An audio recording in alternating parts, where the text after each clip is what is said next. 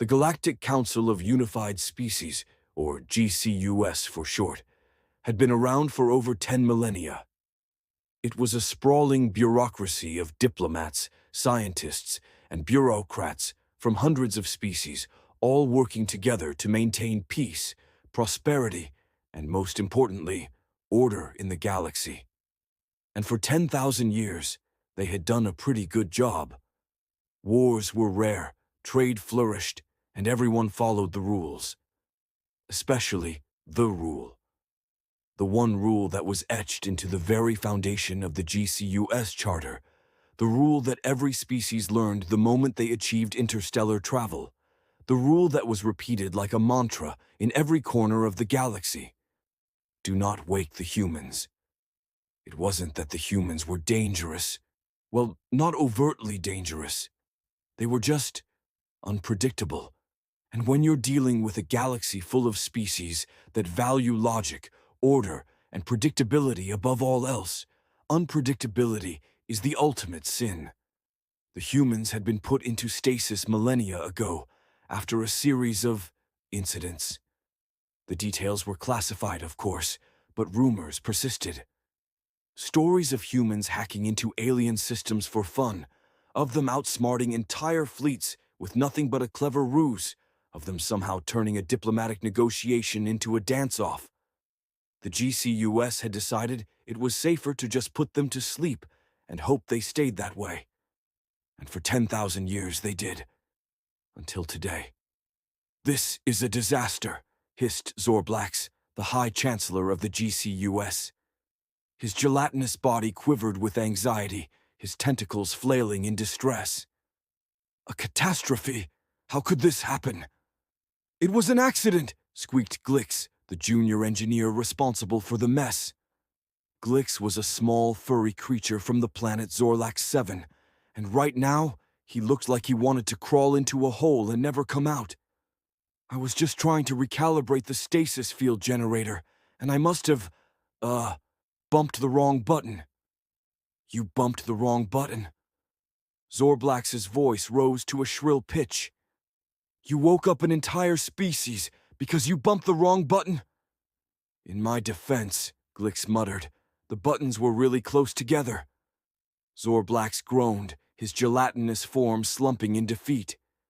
"Do you have any idea what you've done? The humans are awake. Awake! Do you know what that means?" No. "It means chaos," Zorblax bellowed. "It means mayhem. It means—" Before he could finish, the doors to the council chamber burst open, and a human strolled in. The human was, well, human. Bipedal, 2 arms, 2 legs, and a head with a mop of messy hair. He was wearing what appeared to be a bathrobe and slippers, and he was holding a cup of coffee. "Hey," the human said, raising the cup in a casual greeting. "So, what's going on? Why am I awake? And why does this coffee taste like, I don't know, alien sludge?" The entire council stared at him in stunned silence. Hello?" the human said, waving a hand. "Anyone home? Did I break you guys already?" Zorblax finally found his voice. You're not supposed to be awake." The human raised an eyebrow. "Yeah, I kind of figured that part out. But here I am. So, what's the deal? Did I miss anything important?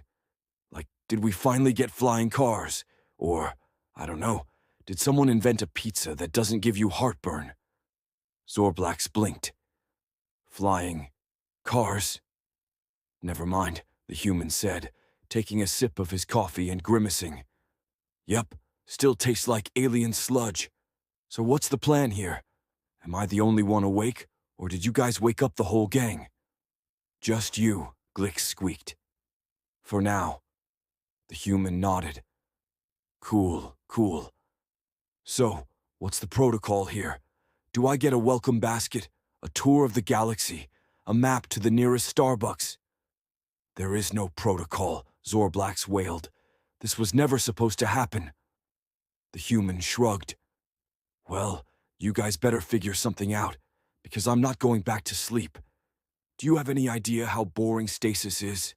It's like being stuck in a really long elevator ride with nothing to do but think about your life choices. Zorblax groaned again. This was a nightmare. Over the next few days, the GCUS scrambled to contain the situation. They tried to reason with the human, whose name turned out to be Dave. They tried to bribe him with promises of wealth and power. They even tried to trick him into going back into stasis, but Dave was having none of it. "Look," Dave said during one particularly tense meeting, "I get it. You guys are scared of us. And yeah, maybe we're a little unpredictable, but that's what makes us fun. You ever play poker with a Zorbian? Boring. They always fold. But humans will go all in with a pair of twos just to see what happens."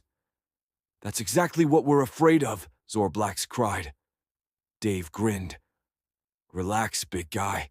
I'm not here to cause trouble. I'm just here to live my life. And maybe shake things up a little." And shake things up he did. Within weeks, Dave had become a minor celebrity in the galaxy. He started a podcast called Humans Are Awake. Now what? Where he interviewed aliens about their cultures, shared human recipes, most of which were deemed too spicy by his audience, and offered unsolicited advice on everything from diplomacy to interior design. He also introduced the galaxy to human humor, which was an acquired taste. "So, a Zorbian, a Flarxian, and a human walk into a bar," Dave said during one episode. The Zorbian orders a glass of ionized plasma, the Flarxian orders a bowl of nutrient paste, and the human says, "I'll have whatever's cheapest." There was a long pause. "I don't get it," said his Zorbian co-host. Dave sighed. "Yeah, I figured. You guys need to work on your sense of humor." But not everyone was amused. The GCUS was growing increasingly nervous about Dave's influence. They worried that he would inspire other humans to wake up, and then, well, no one wanted to think about what would happen then. "We have to do something," Zorblax said during an emergency meeting. "He's too dangerous, too human." "What do you suggest?" asked the Flarxian ambassador. "We can't force him back into stasis. He's too clever for that." "Then we'll have to outsmart him," Zorblax said grimly. And so the GCUS hatched a plan. They would challenge Dave to a game of wits, a game so complex, so impossible, that even a human couldn't win. They called it the game of galactic diplomacy. The game was simple in theory, but fiendishly difficult in practice. It involved negotiating peace treaties, solving interstellar disputes, and navigating the intricate web of galactic politics. The GCUS was confident that no human, no matter how clever, could possibly win. They were wrong. Dave not only won the game, but he did it in record time, using a combination of charm, wit, and sheer audacity that left the entire council speechless. "How did you do it?" Zorblax asked, his tentacles trembling with disbelief. Dave shrugged. It wasn't that hard. You guys just overthink everything. Sometimes you just gotta go with your gut." Zorblax groaned. This was exactly what they had been afraid of. In the end, the GCUS had no choice but to accept that the humans were awake, and there was no putting them back to sleep. As for Dave, he became a legend in the galaxy, a symbol of humanity's indomitable spirit and unshakable sense of humor. And while the GCUS continued to worry about the chaos humans might bring, they couldn't deny that life in the galaxy had become a lot more interesting. After all, as Dave liked to say, you only live once, might as well make it fun. And so, the galaxy learned to live with the humans. And the humans, they just kept poking back. Part 2. The chaos multiplies. Dave's victory in the game of galactic diplomacy didn't just make him a legend, it made him a problem. A big, messy, unpredictable problem that the Galactic Council of Unified Species, GCUS, had no idea how to handle. "He's not just a human," Zorblax lamented during yet another emergency meeting. He's a meme, a viral sensation. Do you know what the younglings are calling him now? The human who broke the galaxy. Technically, he didn't break the galaxy, Glix pointed out. He just bent it a little. A little? Zorblax's gelatinous form quivered so violently that a few tentacles splattered against the wall. He's inspired an entire generation of aliens to start questioning authority, breaking rules, and, stars help us, telling jokes. I mean, some of the jokes are kind of funny, Glix said, pulling up a holographic screen. Like this one. Why did the Zorbian cross the asteroid belt? To get to the other slide. Zorblax stared at him. That's not even a joke. That's just nonsense. Exactly, Glix said, grinning. That's the point, Zorblax groaned. This was worse than he thought. Meanwhile, Dave was living his best life. His podcast, Humans Are Awake. Now What?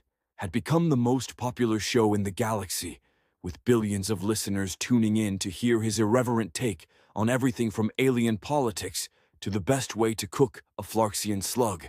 Hint, don't. But Dave wasn't content to just sit back and enjoy his newfound fame. No, he had bigger plans. Ladies, gentlemen, and assorted tentacled beings, Dave said during one particularly memorable episode, I've got an announcement to make. It's time to wake up the rest of the humans. The galaxy collectively gasped. Now, before you all panic, Dave continued, let me explain. Humans are social creatures. We thrive on connection, creativity, and yes, a little chaos. Keeping us in stasis is like keeping a supernova in a box. Eventually, it's gonna blow. So why not let us out? Let us join the galactic community. Let us contribute.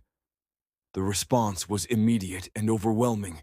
Some species were intrigued, others horrified, and a few were just confused. What does contribute mean? Asked a Zorbian listener during the Q&A segment. Is that another human joke? Sort of, Dave said with a grin. You'll see. The GCUS, of course, was not amused. We cannot allow this, Zorblax said during an emergency session of the council. One human is bad enough. An entire planet of them. It would be the end of civilization as we know it. But what if he's right? Asked the Flarxian ambassador. What if the humans could contribute? They are undeniably clever. Perhaps they could help us solve some of our more pressing problems. Like what? Zorblax snapped. How to cause more problems? Like the energy crisis, the Flarxian said. Or the great Zorbian-Flarxian trade dispute. Or even the mystery of the Dark Nebula. Zorblax hesitated. The Dark Nebula was one of the galaxy's greatest unsolved mysteries, a vast, impenetrable cloud of gas and dust that defied all attempts at exploration. Some said it was a natural phenomenon. Others believed it hid something far more sinister. You think the humans could solve the mystery of the Dark Nebula? Zorblax asked skeptically. I think they'd try, the Flarxian said, and that's more than anyone else has done. And so, reluctantly, the GCUS agreed to a compromise. They would allow Dave to wake up a small group of humans, no more than a dozen, to assist with the exploration of the Dark Nebula. If they succeeded, the Council would consider waking up more humans. If they failed, well, at least they'd tried. Dave, of course, had other ideas. A dozen humans, he said when the Council presented their plan. That's cute, but if you really want to solve the mystery of the Dark Nebula, you're gonna need more than that. You're gonna need a team.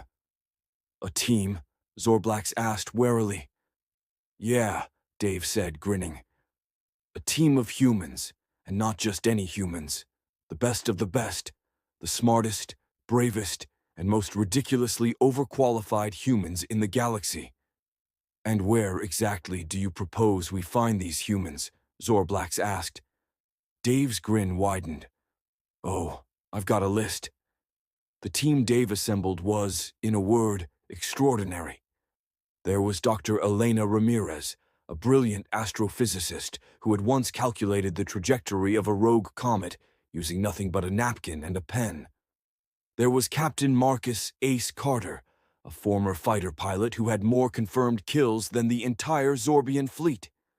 There was Mei Ling Chen, a master engineer who could build a spaceship out of spare parts and duct tape.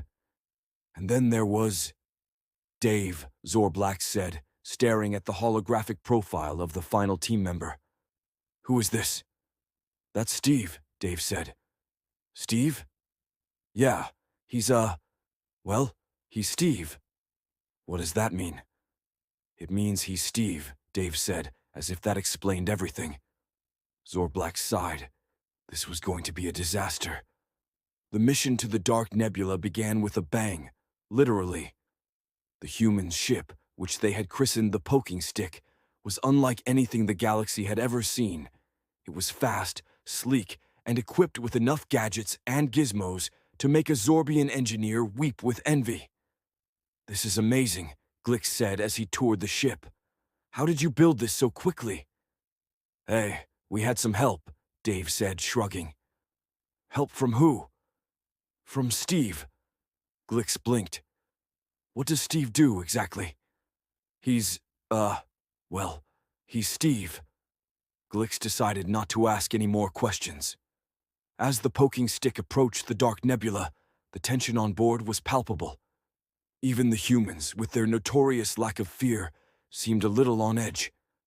So, what's the plan? Captain Carter asked as they entered the nebula's outer edge. The plan, Dave said, leaning back in his chair. We poke it. We poke it? Yeah, that's what we do. We poke things, and then we see what happens. And if something bad happens, Dave grinned, then we poke it harder. What happened next was unexpected.